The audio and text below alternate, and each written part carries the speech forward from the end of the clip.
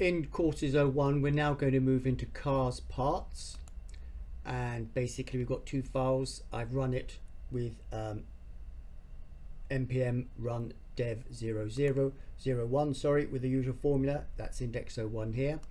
And if we look at INDEX01, what we've got is basically joined in a many-to-many relationship. Let's just open all this up. We have cars.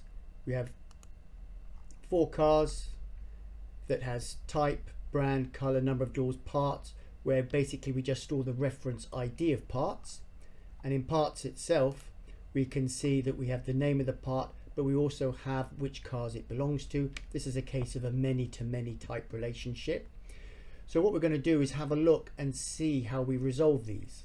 Now, one thing we're going to introduce here is an enum, which is a type that can take string values, same as in many programming languages in enum. So it can almost defines what values we can have. So when we come to car, we see it must have an ID, it has a brand, a color, number of doors, integer.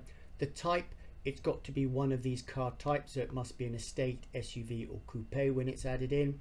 And it has a list of parts, and I'm leaving these as all optional. So we come to the same with a part. It has a mandatory ID, it has a string, but it can also have a list of cars that contain it. So in our queries, we can query our cars by type and send in the type. And when we send this in, we'll send in the enum value, not in quotes, but this actual value here. We'll see that shortly. And it returns a list of cars. A car by ID returns a car. Parts by ID returns a part. And we also have one mutation where we can insert a car. But we're more interested in how we actually resolve these dependencies, because when we're up here and we look at cars, we can get a list of the parts and the ID, but it's like a foreign key. How do we resolve that into what the name of the part is, etc. So when we come down here, what we can see is the way we're going to be doing that is, in a sense, just returning back the arg. So we have our query and we have cars by ID. And for the moment, although I put this in here, we can ignore this. This is just to show some cache details later. What we're doing, that when we have the cars by ID, all we do is return back the ID number args. We don't resolve it any further at this stage. We can then resolve that because GraphQL has had this schema. It knows that there's a relationship between car types and parts. It has a link between all these different types.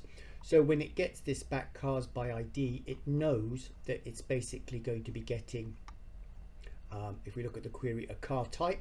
So it can see, do I have a definition for car?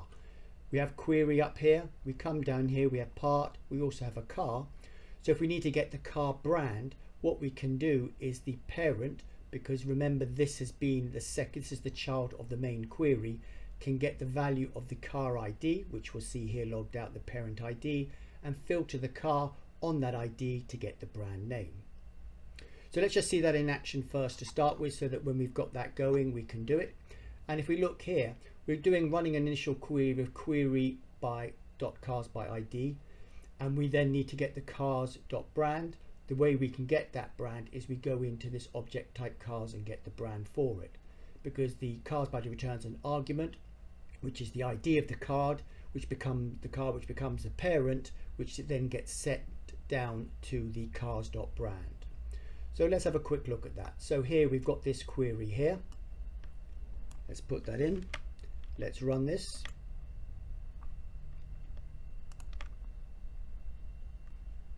Let's close all the others.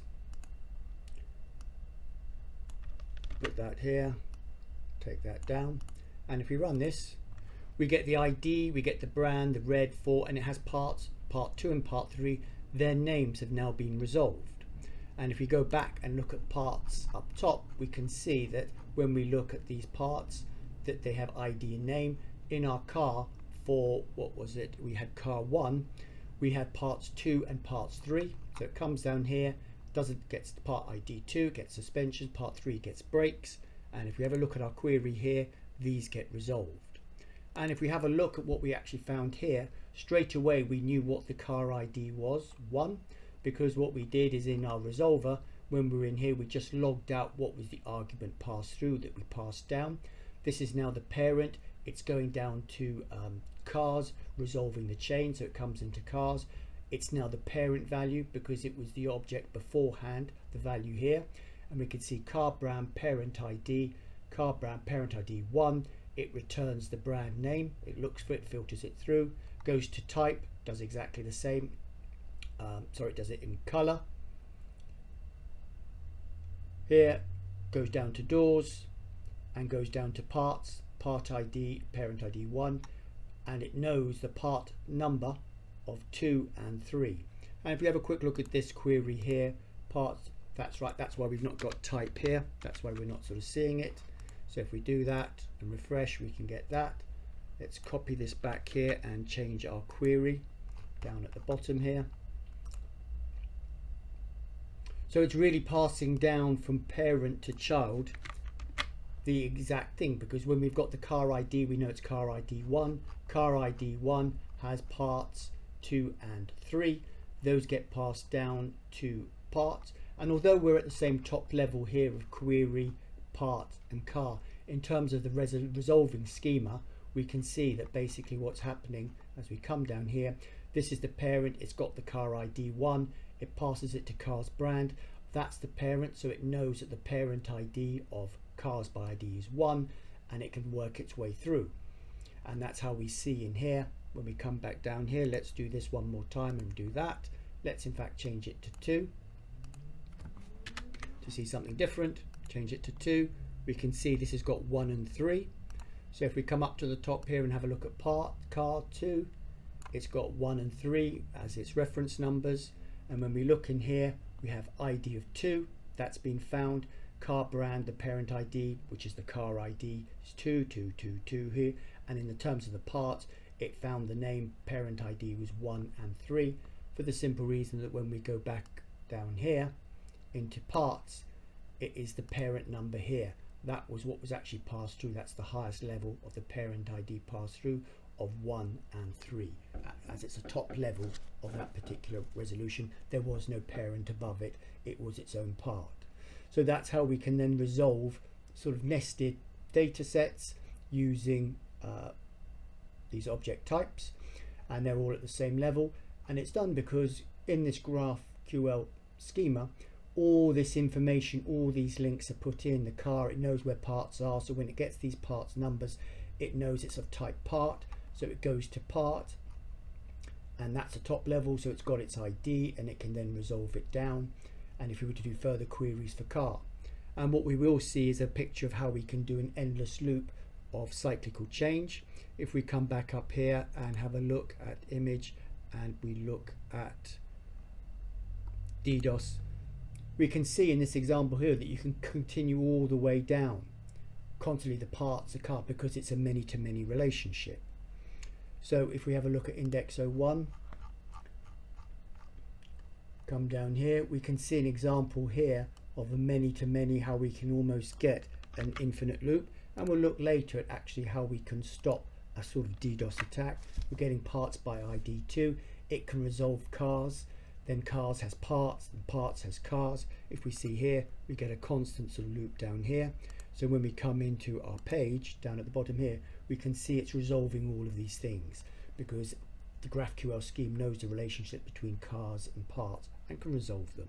So we'll look later at how we stop DDoS and how we can limit this intentional or unintentional DDoS attack. But that is for car parts, INDEX01, how we can change the resolution of things. And if we come back up here, for example, we can see, for example, as a little hint of what we're doing before, imagine we'd stored some data. Well, when we're running our initial query, we could easily find out if we have any cache data and return something here rather than having to do further queries. This is just an example how we can actually get data from different places if we so need it.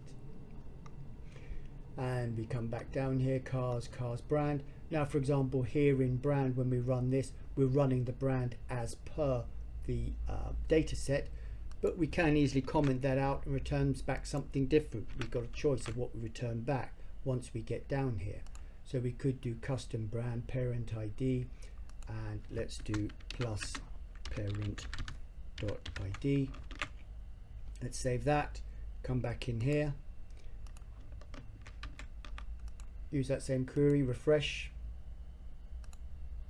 and there we get custom brand 2. So let's just change that string a little bit. Let's put a custom brand 2 with parent ID space, put that in. We need to refresh our playground, and there we see it. So the sort of takeaway really from this is how we resolve. And for example, if we had nothing here, it would default to null. So let's come back here, refresh the page. It defaults to null. It doesn't break it because we've allowed in our query up for a car that the brand can be null. If we now make this, it has to be supplied. When we come in here and refresh, we will get an error because it's saying I can't return back a null. You've defined that we must return something. So if we save that, Control Z, come back, refresh, there we see it. We get null. That's perfectly fine. Come back down here and restore the car.brand. We took that out. Let's uncomment that, and we come back with that, and that's a custom brand. And for the future lessons, and let me just return this back to as it was, refresh, and there we go.